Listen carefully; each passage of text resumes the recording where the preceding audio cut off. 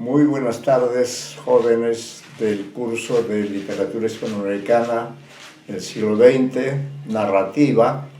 Estamos aquí reunidos para desarrollar el tema correspondiente a la sexta semana. Y debo decirles, y ustedes lo habrán advertido, que en esta semana tenemos un contenido esencial, es decir, hacemos un homenaje a través de esta clase a uno de los más grandes escritores en lengua española, como es Gabriel García Márquez. Entonces, toda esta semana, tanto hoy martes 18 como el jueves 20, trabajaremos sobre este autor. El tiempo nos queda corto, pero en todo caso lo importante es que ya ustedes tienen el material que yo me voy a permitir leer ahora, ¿no?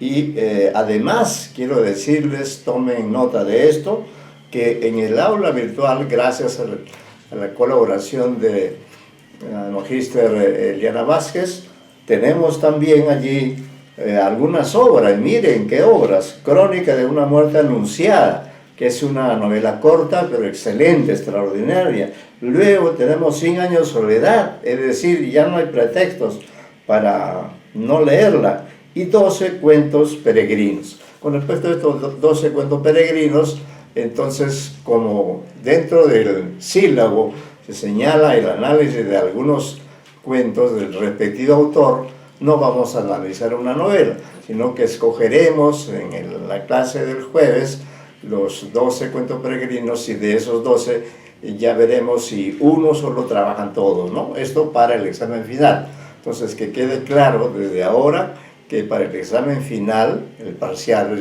recién lo entregan ustedes en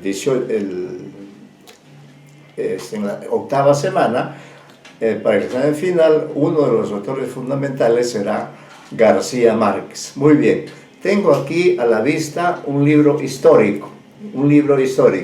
Este libro histórico es nada menos y nada más que 100 años de soledad, pero esta no es, diríamos, la primera edición. No, la primera edición salió en 1967, pero esta edición tiene un valor especial porque se publicó el 2007.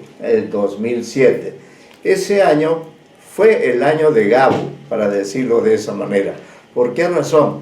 Porque ese año, 2007, él celebraba 80 años de edad.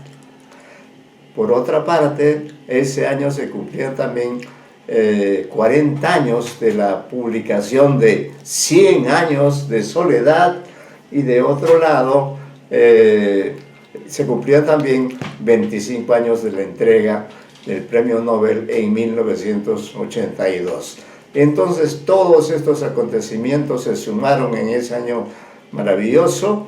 Yo tuve la oportunidad de estar ahí en Cartagena de Indias, que fue la ciudad donde se hizo un homenaje multitudinario a Gabriel García Márquez, con un espectáculo extraordinario, ¿no? Que yo no pude ver directamente, sino a través de las diversas salas que se habían organizado para transmitir a través de la pantalla.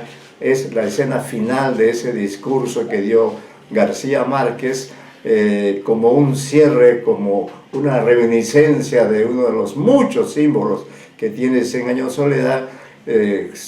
Comenzaron a volar una serie de palomas amarillas. Yo tengo también, diríamos, mi historia como lector. Tengo mi propia historia de García Márquez. La trataremos en la próxima clase.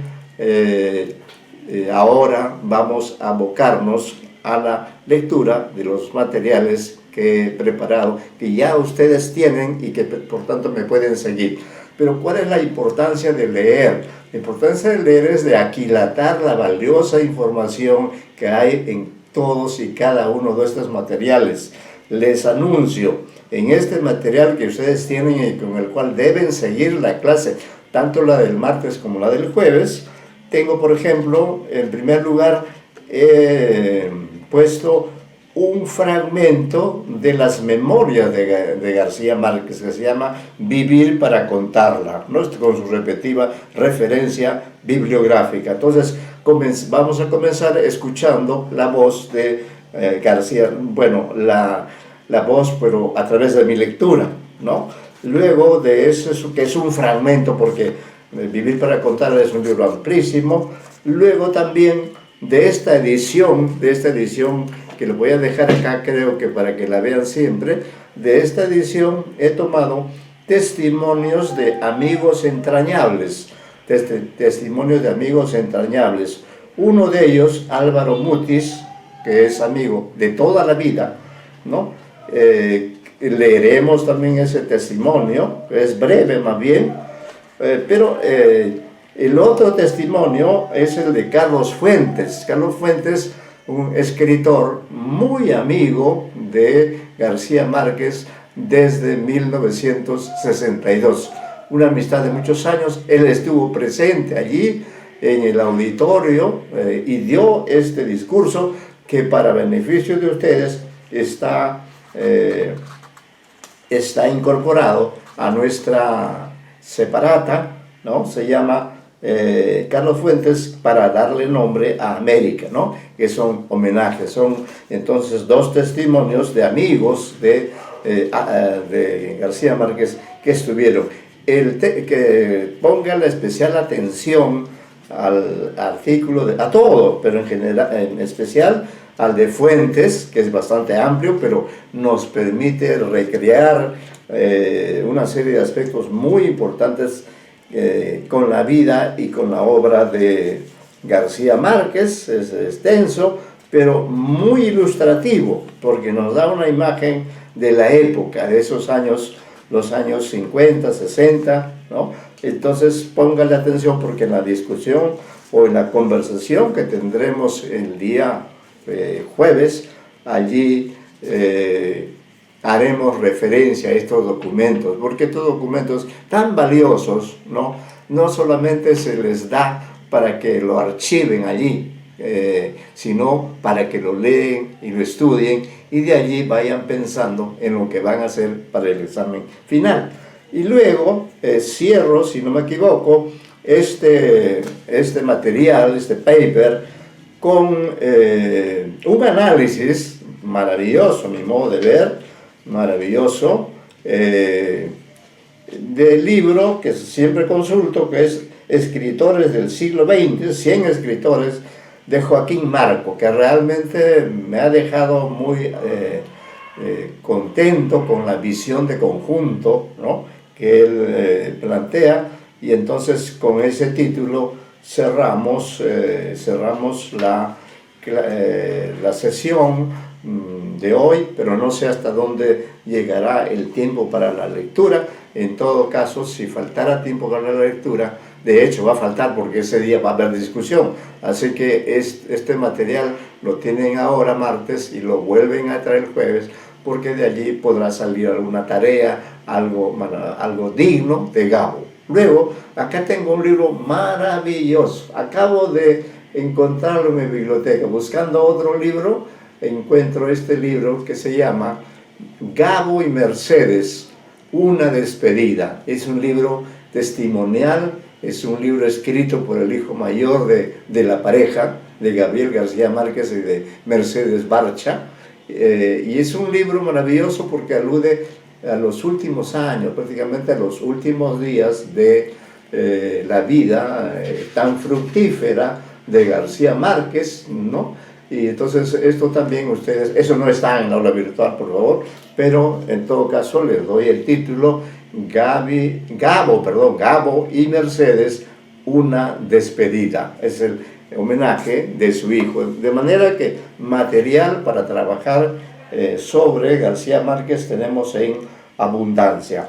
Ahora sí, habiéndoles anunciado los materiales que hay en esta clase y recordándoles que ustedes tienen en el aula virtual Crónica de una muerte anunciada, 100 años de soledad y 12 cuentos peregrinos. Desde ya les decimos que el análisis que ustedes hagan para el examen final estará elegido del libro Cuentos Peregrinos, ¿no?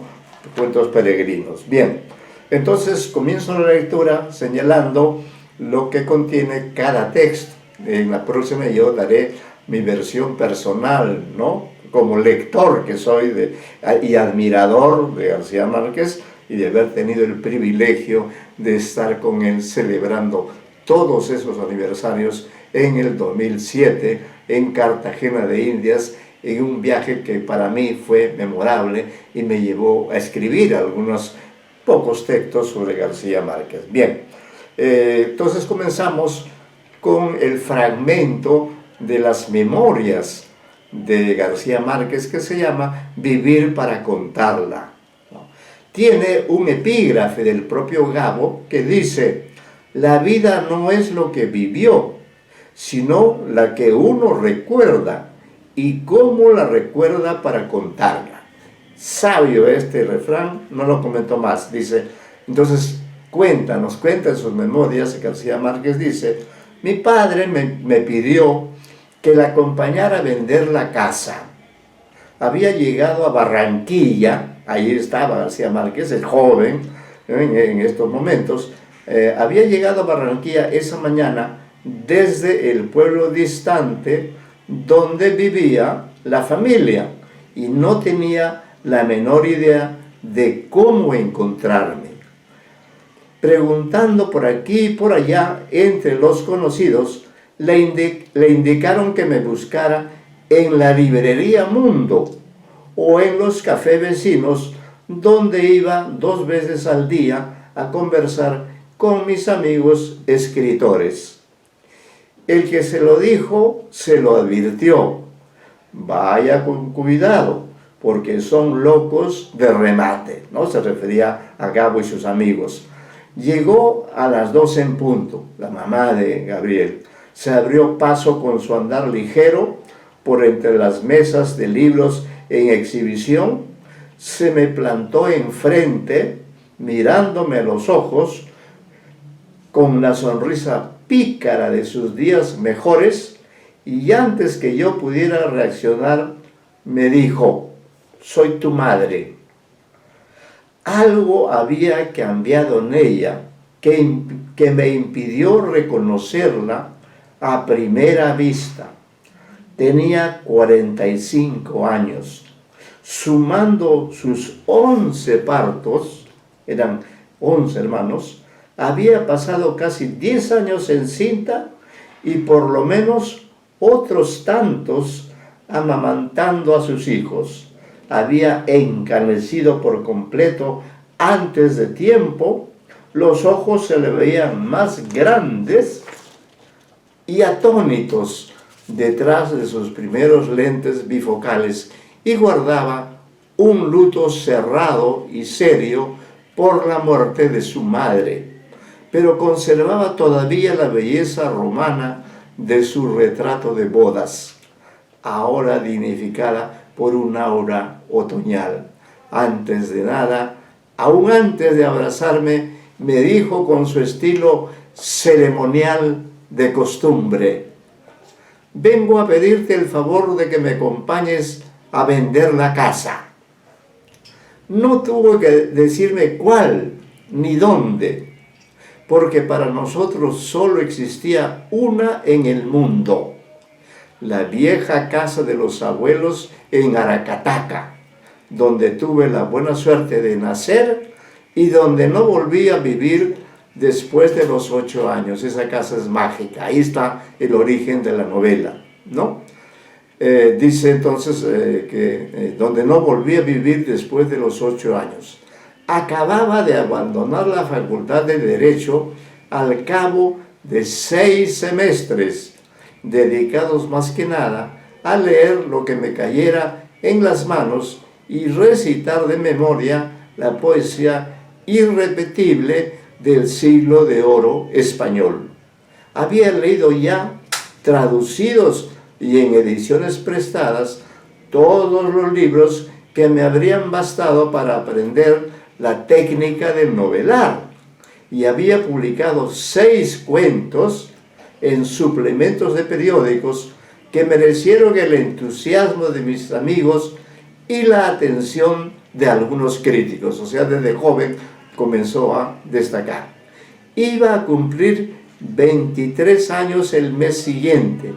Era ya infractor del servicio militar y veterano de 2 blenorragias, y me fumaba cada día, sin premoniciones, 60 cigarrillos de tabaco bárbaro. Imagínense usted, 60 cigarrillos, ¡qué bárbaro! Alternaba mis ocios, entre Barranquilla y Cartagena de Indias, en la costa caribe de Colombia, sobreviviendo a cuerpo de rey con lo que me pagaban mis notas diarias en El Heraldo, que es el nombre de un periódico, que era casi menos que nada, y dormía lo mejor acompañado posible donde me sorprendiera la noche. Como si no fuera bastante la incertidumbre sobre mis pretensiones y el caos de mi vida, un grupo de amigos inseparables nos disponíamos a publicar una revista temeraria y sin recursos que Alfonso Fuenmayor planeaba desde hacía 3 años. ¿Qué más podía desear? Más que por escasez que por gusto, me anticipé a la moda en 20 años. Bigote silvestre, cabellos alborotados, pantalones de vaquero, camisa de flores equívocas y sandalias de peregrino.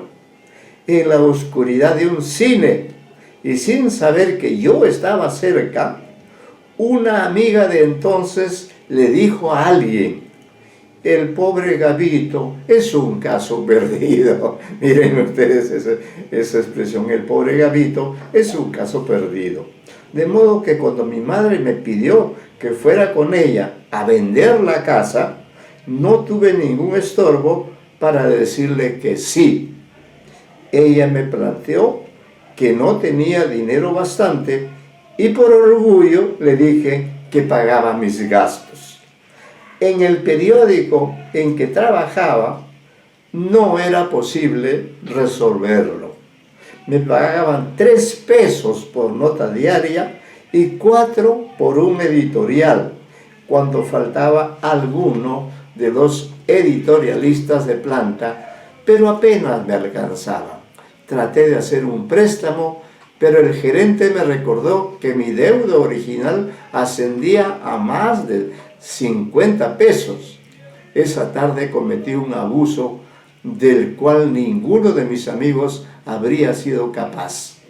A la salida del Café Colombia, junto a la librería, me emparejé con don Ramón Viñes, el viejo maestro y librero catalán, y le pedí prestados 10 pesos. Solo tenía 6. Entonces, esta parte es importante porque vemos que él abandona la Facultad de Derecho y en cambio elige el periodismo. En todo caso, es su empleo. Allí le publican algunos cuentos que ya alcanzan un cierto reconocimiento. No es bueno olvidar estos datos porque él toda su vida fue un periodista, ¿no? Un periodista y un gran literato. Después de este fragmento, que espero que sea un motivo para que ustedes lean completa o relean Vivir para contarla, voy a dar lectura a testimonios de amigos entrañables, ¿no? Es decir, amigos de corazón. Esto está tomado de este libro que ustedes tienen allí, creo, a la vista, que se llama 100 años de soledad, edición conmemorativa RAE, Asociación de Academias de la Lengua Española, Colombia, marzo de 2007. Para esto ya yo era profesor en San Marcos, pero quise darme ese gusto de ir el 2007 a Cartagena de Indias, que fue la ciudad donde se celebró este acontecimiento extraordinario por todos los aniversarios de Gabo, y bien que se lo merecía y se lo merece, porque seguimos leyendo a Gabo y seguirán leyendo las generaciones posteriores. Entonces he tomado al azar testimonios de amigos entrañables. Uno es breve, personal, otro es más extenso, pero muy sustancioso. Por eso quiero que pongan interés, están leyendo conmigo, quizá por primera vez, pero eso ya les da una base para ver cómo leer, ¿no? Cómo leer. Bien, el primer amigo del que he tomado la versión de su testimonio, que es breve, es Álvaro Mutis, y se llama Lo que sé de Gabriel, lo que sé de Gabriel, ¿no?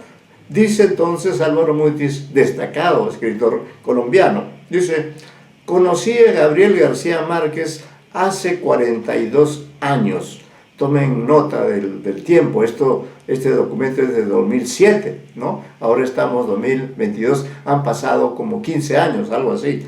Bueno, dice, conocí a Gabriel García Márquez hace 42 años. Una noche de tormenta en el barrio de Boca Grande, en Cartagena. Me lo presentó Gonzalo Mayarino, su compañero de facultad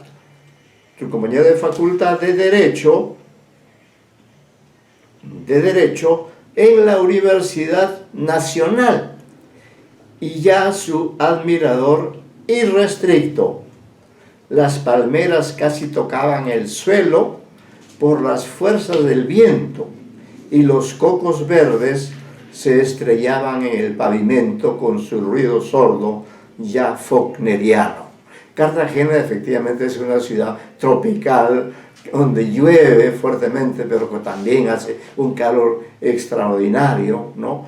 Él lo conoció allí, Álvaro Mutis, en Cartagena. Dice Álvaro Mutis: dos cosas me sorprendieron en él. Entonces, apenas autor de, comillas, La noche de los alcaravanes, es el nombre de un cuento, quizá el primero de Gabriel García. Cuento que me había parecido magistral y lleno de inagotables promesas. ¿Por qué será que las promesas siempre son inagotables?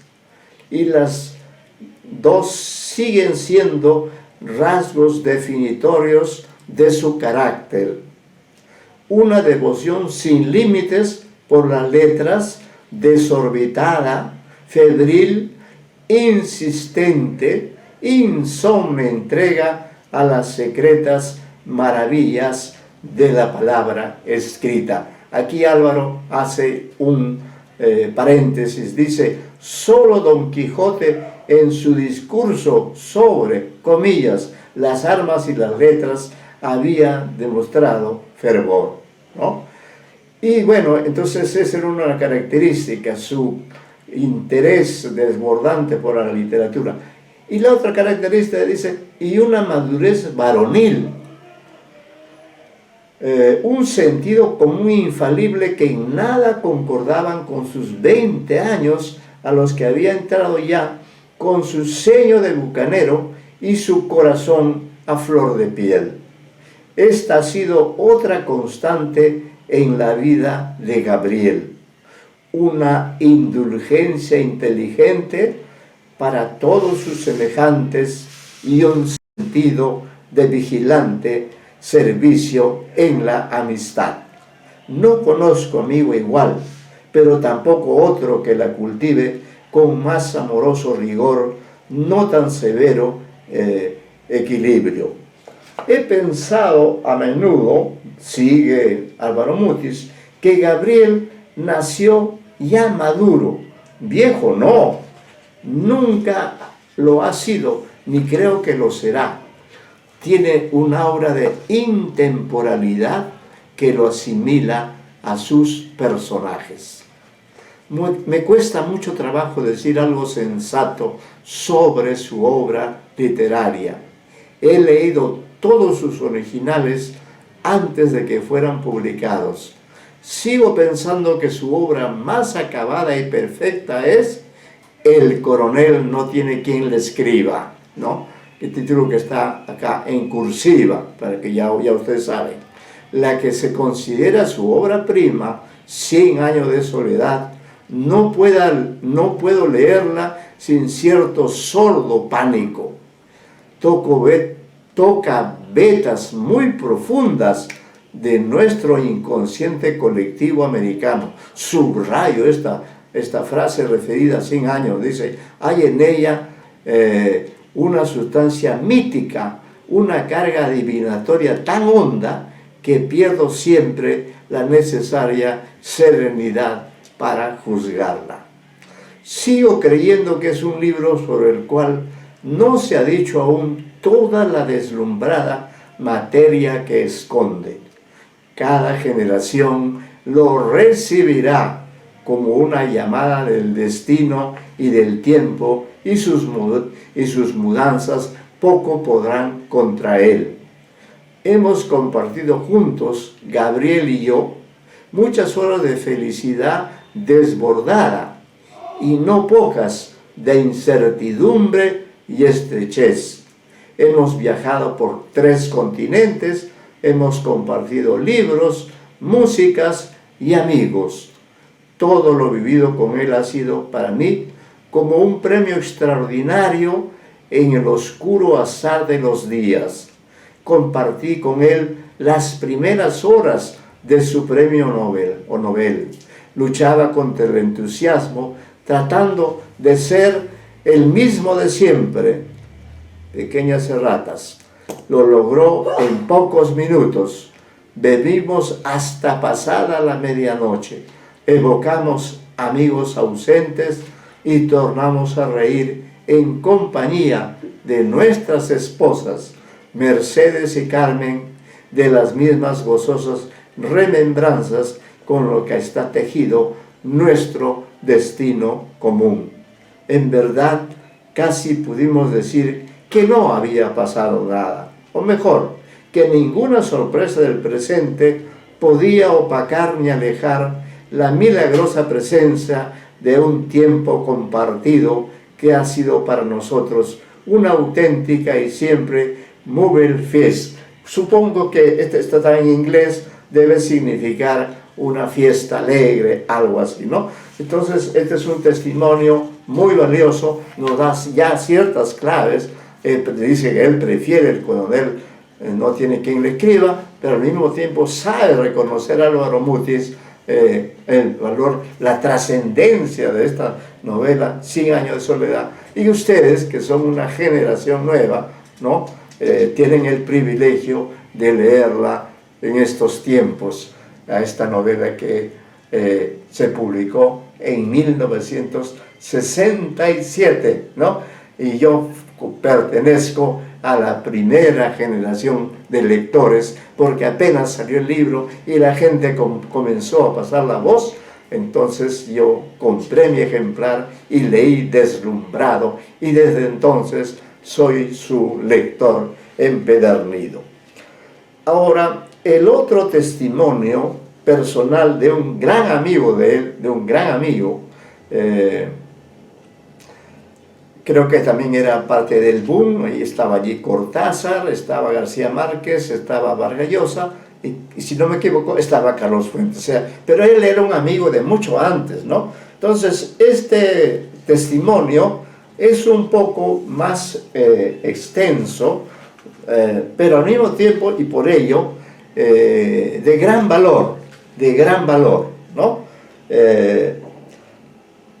De gran valor. Por eso lo vamos a leer, y les pido a ustedes que lo relean, porque hay muchos elementos valiosos, hay una contextualización.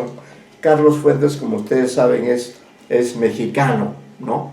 Él no llegó nunca a ganar el premio Nobel, pero sí tiene obras muy valiosas como La región más transparente y otras grandes obras de nuestra gran literatura hispanoamericana. Vamos a ver qué nos dice Carlos Fuentes.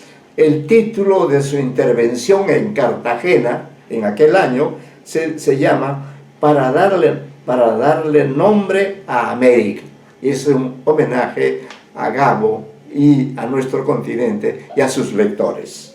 Dice él: conocí a Gabriel García Márquez allá por el 1962 en la Ciudad de México y en la calle de Córdoba 48. Esto lo va a repetir varias veces. Una casa llamada, comillas, la mansión de Drácula, ¿no? Entre comillas, por su evidente aspecto transilvánico y sede de la compañía productora de cine de Manuel Barbachano Ponce.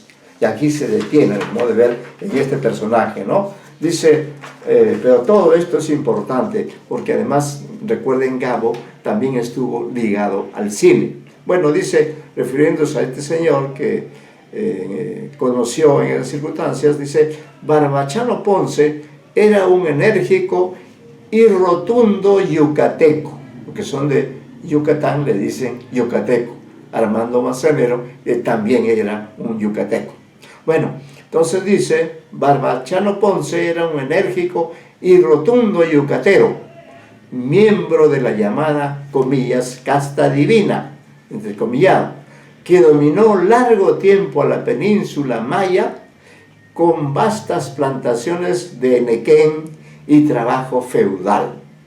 Desposeídos por la Revolución Mexicana, ¿no?, de 1910, y en particular por las medidas del gobierno socialista de Felipe Carrillo Puerto, los Barbachano debieron encontrar otras hacendosas ocupaciones en la hotelería, el turismo y el cine.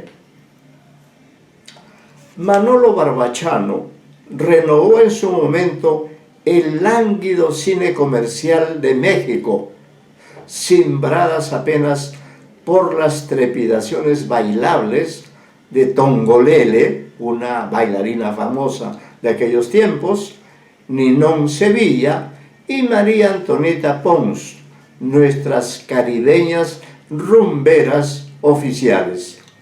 Barbachano apostó a un cine documental y cuasi documental, directo, sin adornos, en blanco y negro. Torero es el nombre de una película, una experiencia de cine guión verdad en torno al diestro Luis Procuna. Raíces, otra película, la adaptación de varios cuentos rurales del escritor Francisco Rojas González. Y finalmente Nazarín, así, Nazarín, la película con la que Luis Buñuel volvió a cegar la pantalla después de un indeseado e indeseable asueto comercial con Las navajas de Aragón y Los tambores de Calanda. La historia de Pérez Galdós fue adaptada por otro español, el guionista Julio Alejandro, y situada en un México agrario y agreste, donde el cura Nazario intenta hacer el bien, provoca el mal y recibe como recompensa una inmanejable piña, ¿no? Quiero detenerme en esta película Nazarín, que recuerdo yo en mis años universitarios, el padre Gutiérrez, ¿no?, el conocido padre Gutiérrez, nos recomendó. Él tenía con nosotros un curso de teología, pero le gustaba mucho la literatura, entonces en cierta oportunidad nos comentó sobre esta película Nazarín, producida por Luis Buñuel, uno de los grandes cineastas en español, y yo, guiado por ese consejo, vi Nazarín, y realmente fue algo impactante, ¿no? Bien, entonces está hablando de este Barbachano. Vamos a ver cómo así entonces llega a integrarse García Márquez en este mundo. Digo con esto que al llegar a México a principios de los 60, Gabriel García Márquez fue recibido en la mansión de Drácula por un equipo que incluía a los republicanos españoles, Federico Américo, productor de la vieja Cifesa, Carlos Velo, que en España realizó un memorable film sobre el Escorial, y Jaime Muñoz de Baena, un seductor señorito madrileño de agudo ingenio y modas británicas. A ellos se unía muy señaladamente Álvaro Mutis, del que hemos escuchado un testimonio personal, el escritor colombiano que fue quien me presentó en Córdoba 48. Recuerden, esa es la dirección que siempre cita, que me presentó en Córdoba 48 al recién llegado Gabriel García Márquez, al cual yo ya conocía, desde luego, como el joven escritor de La hojarasca, una novela corta, ¿no? Un libro de apariencia rústica y entraña nobilísima, pues de él, me parece, surge el universo creador de García Márquez. Motivo para que ustedes relean La hojarasca y confirmen lo que dice en esta oportunidad Carlos Fuentes, ¿no? La hojarasca, obra que yo también he leído. Yo había editado, dice Fuentes, en los años 50, una revista mexicana de literatura que se correspondía en Bogotá con la mítica revista Mito, así se llama, dirigida por Jorge Gaitán Durán. Entre Mutis y Gaitán me fue dado ir publicando los cuentos de García Márquez, cada uno más maravilloso que el anterior, porque cada uno contenía al anterior y anunciaba al siguiente. Comillas, comillas, monólogo de Isabel viendo llover en Macondo, cierra comillas, y comillas, un día después del sábado, comillas, conducían a El coronel no tiene quien le escriba y A la mala hora, dos obras de García Márquez, ¿no? Pero también prolongaban, como el eco del mar dentro de un caracol, los inquietantes pórticos de pasados relatos de Gabo. La tercera resignación, esto es importante, son sus primeros cuentos, ¿no? La tercera resignación, entrecomillado, Eva está dentro de su gato, también entre comillas, Tubal-Caín forja una estrella, cierra comillas, siguiente cuento entrecomillado, Nabo, el negro que hizo esperar a los ángeles, cierra comillas, y Ojos de perro azul, también entrecomillado. Títulos que eran nombres que eran bautizos, nombres de misterio y amor que se pronosticaban a sí mismos como arte y artificio, naturaleza y natividad, profecía y advertencia, recuerdo y olvido, vigilia y sueño. Todo ello me impulsaba con un movimiento del corazón, seguimos con Carlos Fuentes, a conocer al autor que nombró esos cuentos, al artífice que los soñó.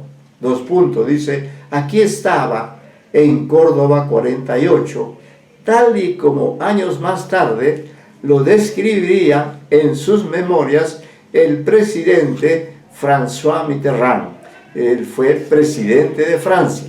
Entonces, dice, como años más tarde lo describiría en sus memorias el presidente francés François Mitterrand, como, comillas, es lo que dice Mitterrand, un hombre parecido a su obra, sólido, sonriente, silencioso, dueño de un desierto de silencio como solo las selvas tropicales, pueden crear. Ahí se cierra la cita de Mitterrand en sus memorias, ya que él también había conocido a Gabriel.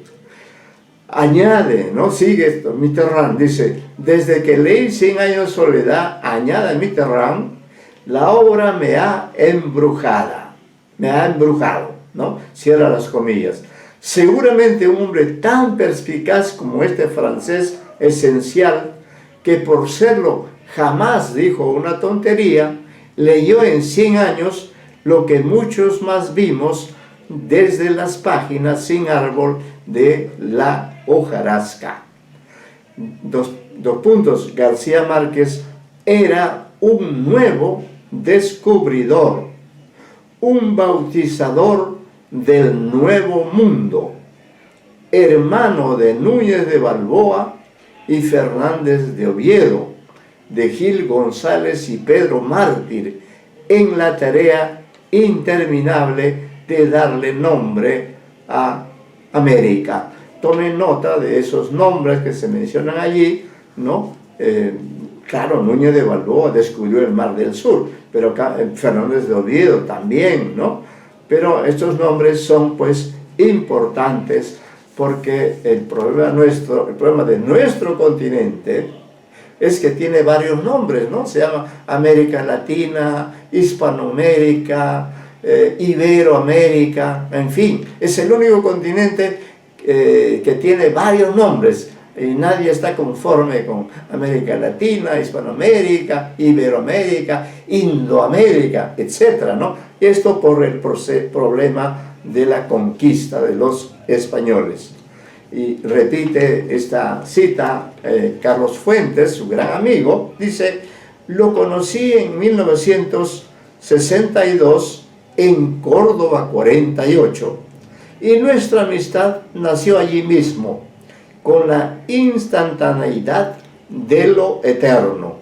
Gabo culminaba en México un joven periplo que lo había llevado de Aracataca, que es donde nació Gabo, a Barranquilla, donde también vivió él, de Sucre a Zipaquirá, y luego de Bogotá a Roma, Londres y París, en mosaicas tabletas de información escritas en el Universal, es el nombre de un diario, luego en el Heraldo, que ya ha sido mencionado, finalmente en el Espectador, es otro diario, que lo sorprende en el exilio europeo, dejando atrás, pero teniendo presentes siempre las tensiones colombianas que se renuevan.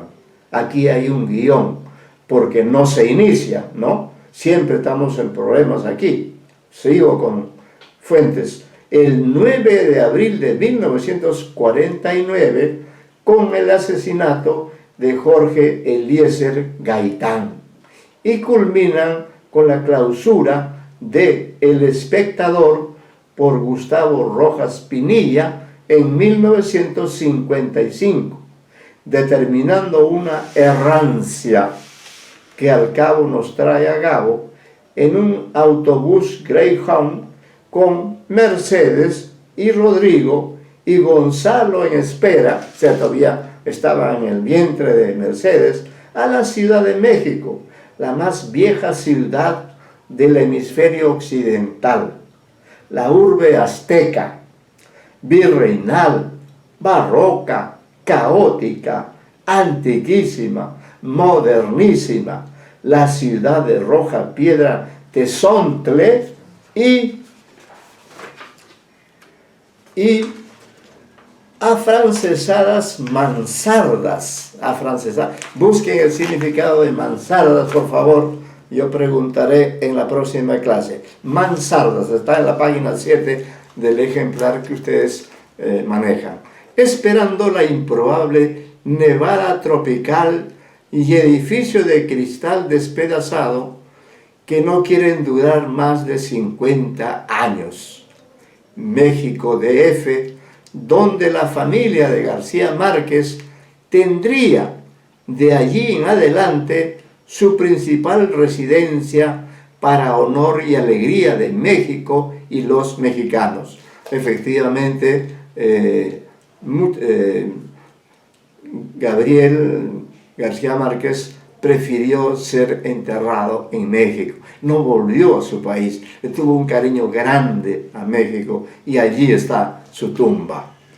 Pero continúa el relato interesantísimo de Carlos Fuentes y dice: juntos entramos al Museo de Antropología. Juntos indagamos el misterio de Coatlicue, ese es nombre de México, la diosa madre de los aztecas, representada en un masivo monolito cuyos terribles elementos, entre guiones, serpientes, calaveras, manos laceradas, sexo impenetrable, se cierra el guión, le proclaman a la ciudad y al mundo. Esta diosa madre de los aztecas, llamada Coatlicue, dice lo siguiente: yo no soy Venus, yo no soy una diosa humana, yo soy diosa porque no soy humana. ¡Qué sabiduría!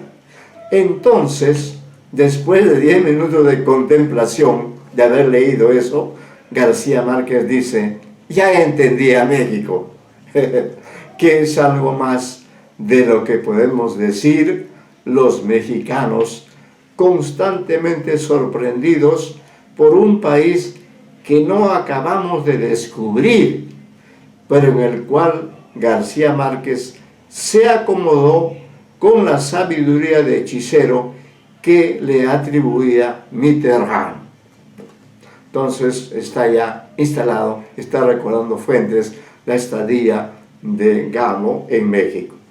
Se ha dicho, continúa Fuentes, que en México Kafka sería un autor costumbrista, y en los años 60 una de las leyes del castillo determinaba que los extranjeros debían renovar cada 6 meses su residencia y hacerlo no en México, sino, amuélense todos, a ver qué significa amuélense, averigüense eso, de dónde viene, de qué verbo. Dice, sino, amuélense todos, refiriéndose a los lectores o oyentes, amuélense todos en un consulado mexicano del extranjero. Y esa ley creo que hasta ahora existe, porque, haciendo un paréntesis, una amiga argentina que estuvo acá y finalmente sigue acá,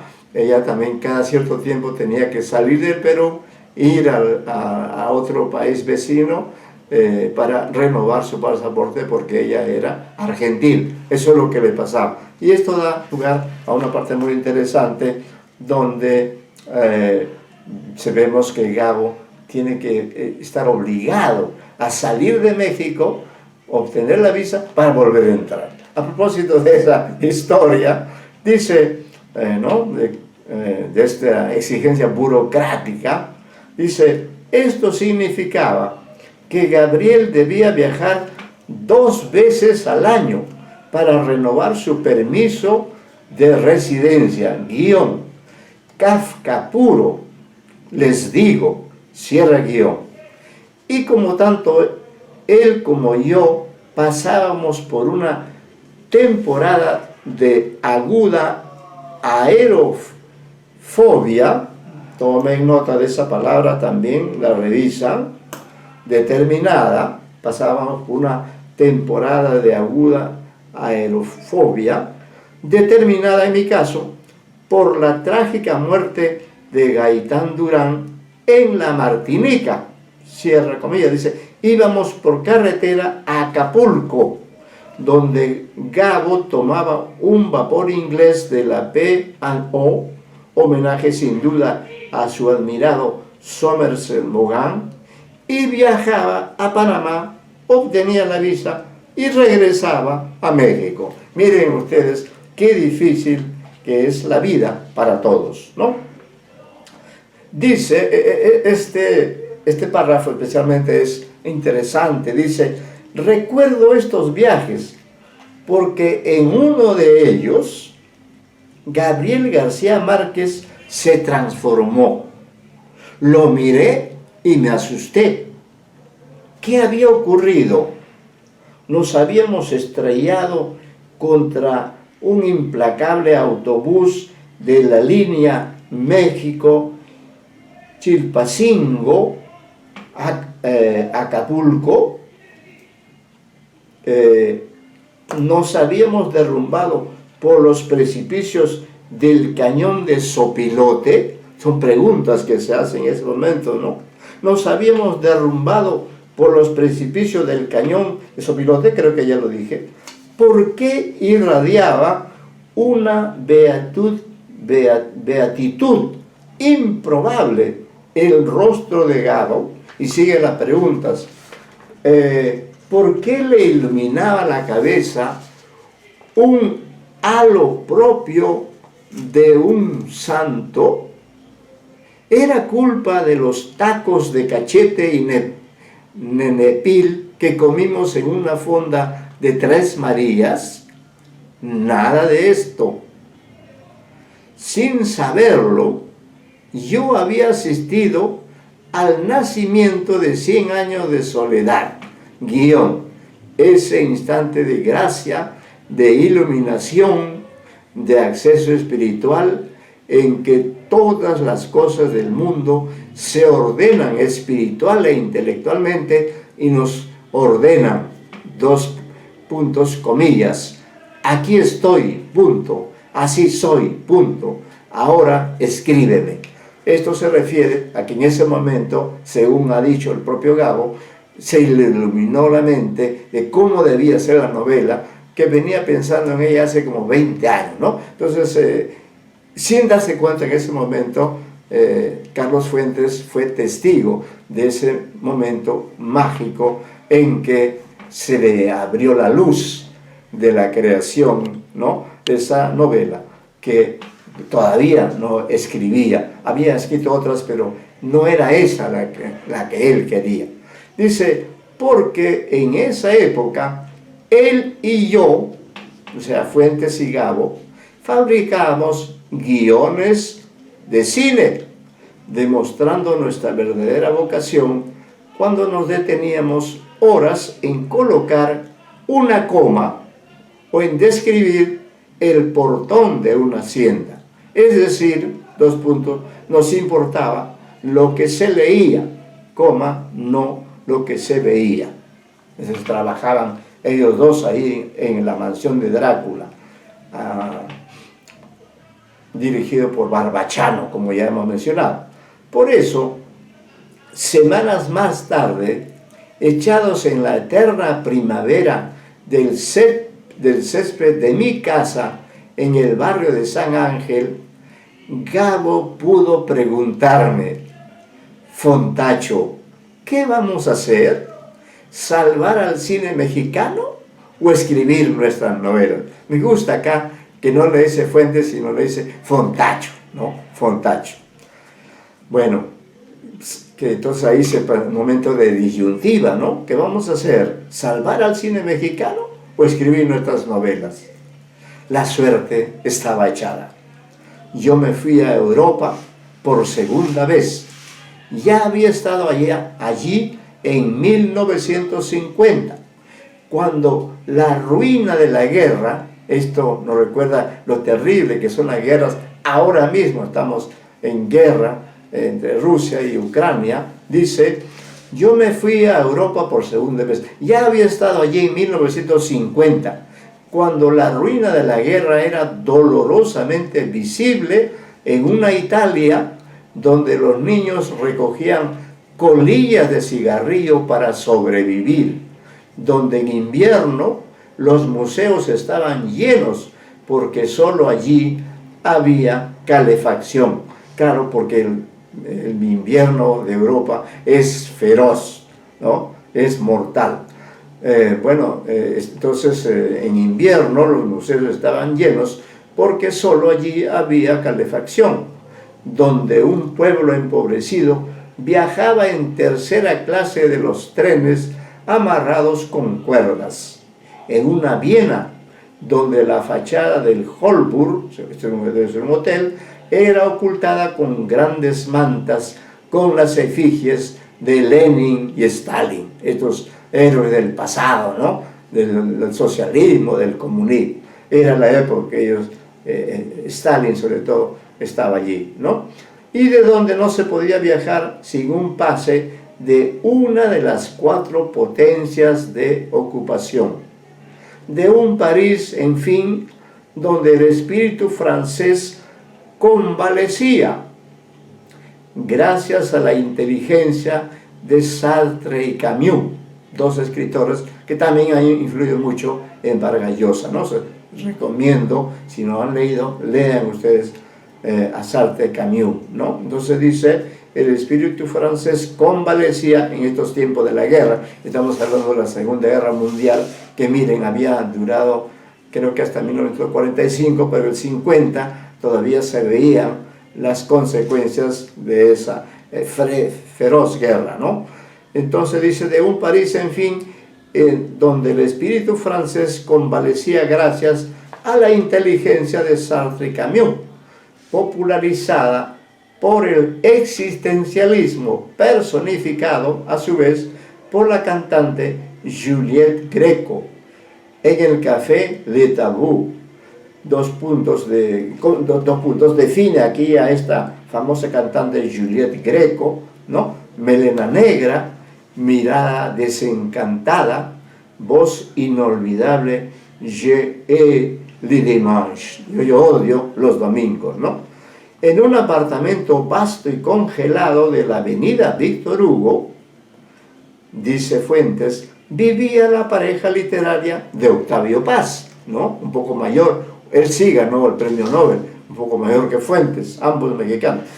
Vivía la pareja literaria de Octavio Paz y Elena Garro, es otra narradora, siempre acompañados de otra pareja, esta argentina, formada por Adolfo Bioy Casares, otro gran amigo de Borges, y Silvina Ocampo. 2 puntos, dice, fuego graneado de citas poéticas, juegos surrealistas del cadáver exquisito y correrías nocturnas por Saint-Germain-des-Prés, ¿no? Está recordando entonces este viaje a Europa, cómo encontró él, Fuentes, a Europa en ese año de 1950. Entonces continúa con su testimonio. Fuentes dice, Octavio me condujo a una galería de la Plaza Vendôme, donde se exhibía un solo cuadro, titulado Europa después de la lluvia, así se titulaba el cuadro, cuyo autor, Max Ernst, allí presente como vigía de su propia obra, había pintado un paisaje lacerante, alucinado, de excrescencias pétreas. Miré los ojos intensamente azules bajo la corona blanca de Ernst y al ver la pintura me pregunté si el verdadero surrealismo europeo solo se dio en Alemania y en España, países de imaginación mágica popular, como lo demostraba ese mismo año de 1950 Luis Buñuel, este gran cineasta, con Los Olvidados, en Cannes y no en la Francia cartesiana, donde André Breton escribía con la corrección del duque de Saint-Simon en la corte de Luis XVI.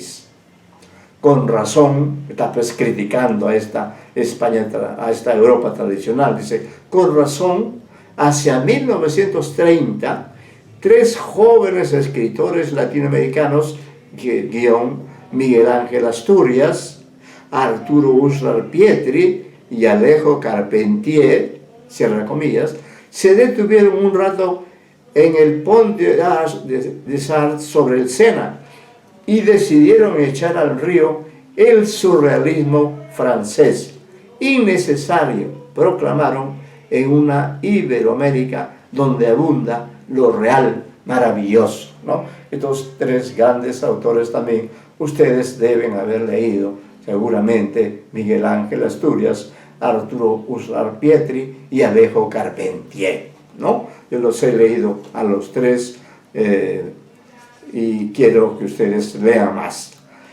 Continúa Fuentes con su testimonio, dice: digo esto porque a Francia llegó en 1957 Gabriel García Márquez, encerrado en un hotel de la Rue Cujas, cuyo único adorno era un retrato de Mercedes, la esposa de Gabo, y el único lujo, 3 paquetes azules de cigarrillos Galois. En el Boulevard Saint-Germain se cruzó Gabo con Ernest Hemingway y le gritó de acera a acera: ¡adiós, maestro! Cierra el guión, dice: como hoy le gritan a donde quiera que va a Gabriel García Márquez. Y aunque Hemingway dijo que los buenos norteamericanos van a París a morir, García Márquez hubiese dicho que los buenos latinoamericanos van a París a escribir. Yo regresé a Europa en 1966 y me instalé en un palazzo veneciano para ver qué se sentía al ser Henry James, aunque sin esperanzas de emularlo. Fue una temporada de intenso intercambio epistolar con los amigos en aquella época anterior, muy anterior al fax, al email, lo que ahora es una cotidianeidad. Por eso sigue Fuentes y dice: gracias a ello, ¿no?, conservo un maravilloso correo con Gabo en los momentos de redacción de 100 años de soledad.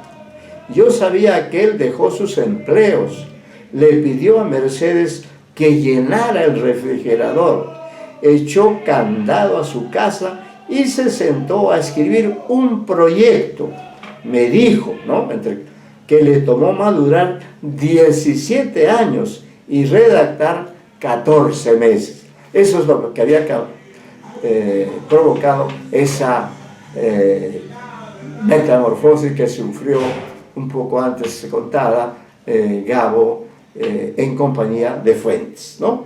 Bueno, dice: echó candado a su casa y se sentó a escribir un proyecto. Me dijo que le tomó madurar 17 años y redactar 14 meses. Angustias y alegrías, entre comillas, dice Gabo, supongo. Jamás he trabajado en soledad comparable, me dice. No siento más punto de referencia que quizá Rabelais, un autor francés. Sufro como un condenado, poniendo a raya la retórica, buscando tanto las leyes como los límites de lo arbitrario, sorprendiendo a la poesía cuando la poesía se distrae, peleándome con las palabras. A veces, me escribe Gabriel, me asalta el pánico de no haber dicho nada a lo largo de 500 páginas. A veces quisiera seguir escribiendo el libro el resto de mi vida, en 100 volúmenes, para no tener más vida que esta. Seguimos dando cuenta de este intercambio epistolar entre estos dos grandes amigos. Dice: Gabo me envió a Italia el manuscrito de 100 años de soledad.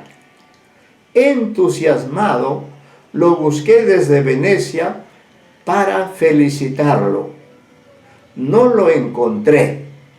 Entonces le escribí a nuestro grande y común amigo Julio Cortázar, quien pasaba el verano en su ranchito de Saigón, una aldea al sur de Francia, sin teléfonos ni telégrafos, un cartero en bicicleta tan incierto como el cómico Jacques Tari y un extraño servicio francés llamado, comillas, el Pequeño Azul, al cual acudí para decirle lo siguiente al gran Cronopio, al argentino que se hizo querer de todos, ¿no? A propósito, en las clases anteriores hemos hablado de Cortázar, ¿no? Y entonces vamos a continuar. La emoción que le produjo a Fuentes la lectura de los originales de Cien Años de Soledad, hizo pues, él quiso buscarlo, encontrarlo, porque estaba también en Europa, pero al no encontrar a su amigo Gabo Fuentes, le escribió a Cortázar, otro integrante de ese grupo llamado Del Boom, ¿no? Entonces acá transcribe lo que le escribió Fuentes a Cortázar. Le dice: querido Julio, te escribo impulsado por la necesidad imperiosa de compartir un entusiasmo. Acabo de leer 100 años de soledad, una crónica exaltante y triste, una prosa sin desmayo, una imaginación liberadora. Me siento nuevo después de leer este libro, como si les hubiese dado la mano a todos mis amigos. He leído El Quijote americano, un Quijote capturado entre las montañas y la selva, privado de llanuras, un Quijote enclaustrado, que por eso debe inventar al mundo a partir de 4 paredes derrumbadas. ¡Qué maravillosa recreación del universo inventado y reinventado! ¡Qué prodigiosa imagen cervantina de la existencia convertida en discurso literario! En pasaje continuo e imperceptible de lo real a lo divino y a lo imaginario. Y añado, es decir, Fuentes sigue dando sus impresiones a Cortázar. Pero en algún lugar debe haber un Aureliano con su cruz de cenizas y en la frente que venga a protestar contra la crónica del bisnieto del coronel Gerineldo Márquez, corrija los inevitables errores y proponga una nueva lectura radical e inédita de los pergaminos de Melquíades. Un día, querido Julio, me hablaste de la novela como mutación. Eso es 100 años de soledad, una generación y una regeneración infinita de las figuras que nos propone el autor mago iniciático de un exorcismo sin fin.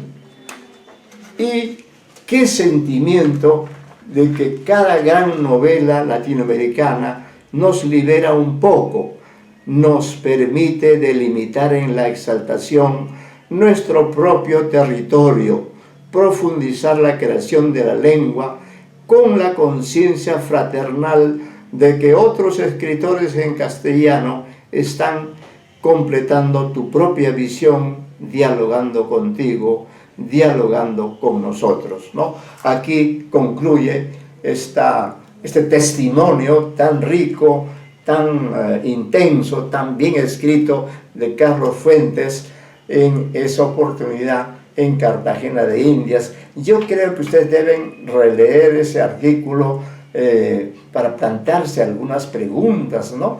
O, en fin, hacer algunos aportes, porque efectivamente esta novela es la novela de nuestro tiempo y de mucho tiempo más.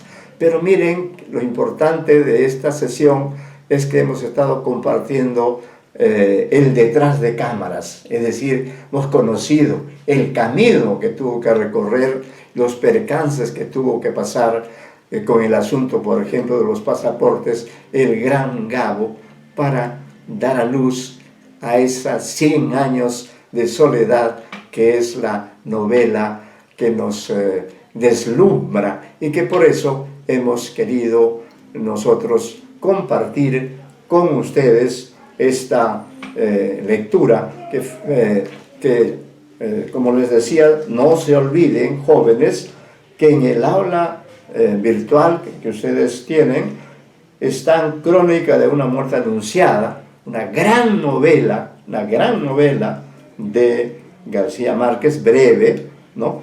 Porque como hemos dicho, él practicó mucho el periodismo y todas esas técnicas también las aplica a Crónica de una muerte anunciada. Tienen nada menos que 100 años de soledad, ¿no? Y también 12 cuentos peregrinos, uno de los cuales nos servirá para ser uno de los temas del examen final. A propósito de este homenaje a García Márquez, que aún nos falta leer un texto que ya lo haremos en la próxima sesión, debo recordar también, y como un homenaje, a que esta novela propició la aparición de una serie de textos, ¿no? Inspiró a muchas personas, y entre esas personas que inspiró, recuerdo con cariño a Jorge Ninapaita de la Rosa, un ex alumno sanmarquino. Tuve el honor de ser su profesor, y luego fuimos amigos, colegas, porque él terminó literatura, luego se fue a Nueva York, estuvo por allí, creo que tuvo algunas dificultades de salud, luego volvió al Perú, lo vi, y en ocasión de publicar yo un libro que se llama Periocuentos Peruanos, le pedí permiso a Jorge Ninapaita para que él me proporcionara el original de ese cuento magistral que escribió en homenaje a 100 años y en homenaje a Gabo. Es un cuento que espero que hayan leído. En todo caso, por favor, para la próxima clase tienen que haber leído ese cuento que se llama García Márquez y yo. Así se llama, noten García Márquez y yo. El autor es Jorge Ninapaita de la Rosa, mi alumno, como les digo, yo, que tuvo esa gentileza de proporcionarme unos originales de ese cuento breve, intensamente original, y donde él a su vez revalora la categoría del corrector, porque él inventa la imagen de un corrector de estilo que descubrió un error en los originales. Todo esto es ficción, ¿no? En los originales de 100 años, que recuerden ustedes que Gabo pasaba por una situación económica muy austera, y entonces la novela era tan voluminosa que tuvieron que enviarla a Buenos Aires. Fíjense que se publicó en Buenos Aires, en la editorial sudamericana, ¿no? Y entonces era tan voluminosa, ellos tenían tan poco dinero, que lo que hicieron es separar en 2 paquetes, ¿no?, la novela, y enviarla primero, ¿no?, pesaba menos, y luego la segunda vez. Y claro, ellos estaban a la expectativa de qué les diría la editorial, ¿no? ¿Qué pensaría? ¿Les habría parecido? ¿Querrían publicarla o quizá no? Entonces ellos vivían en la incertidumbre con respecto a esos originales que ya estaban en Buenos Aires.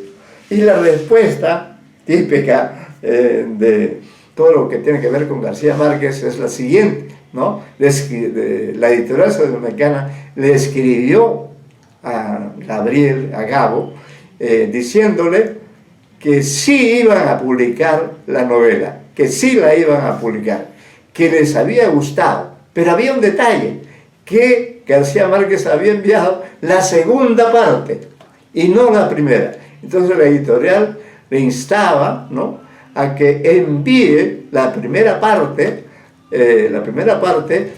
para que ellos pudieran ya, teniendo el texto completo, publicarla como en efecto cumplieron, ¿no? Por eso la primera edición salió en Editorial Sudamericana. Yo recuerdo haber comprado mi ejemplar respectivo, pero la vida es tan cambiante que en algún momento presté ese ejemplar a alguien y ya no tengo yo esa edición, pero sí tengo esta edición que ya les he mostrado a ustedes, que es la edición extraordinaria, esta edición de homenaje que hace la RAE y la SALE, y que esta obra se presentó. Yo la adquirí aquí el piso, acá he puesto una nota. No pude, personalmente era imposible estar cerca, pero acá digo, ejemplar adquirido en Cartagena de Indias, marzo de 2007, ¿no? Eso es lo que ocurrió, y entonces de aquí, de este texto, he tomado los testimonios de Álvaro Mutis, de Carlos Fuentes, y creo que eso es motivo para que ustedes lean esos textos. Nos falta todavía, ya lo haremos en la sesión del jueves, nos falta un texto y ya ustedes lo tienen, ¿no? Pero que yo lo leeré y luego haremos un debate. Entonces, con estas palabras cierro emocionado la sesión dedicada al gran Gabriel García Márquez y también dedicada a ustedes, estudiantes de literatura como yo. Muchas gracias, muy buenas tardes.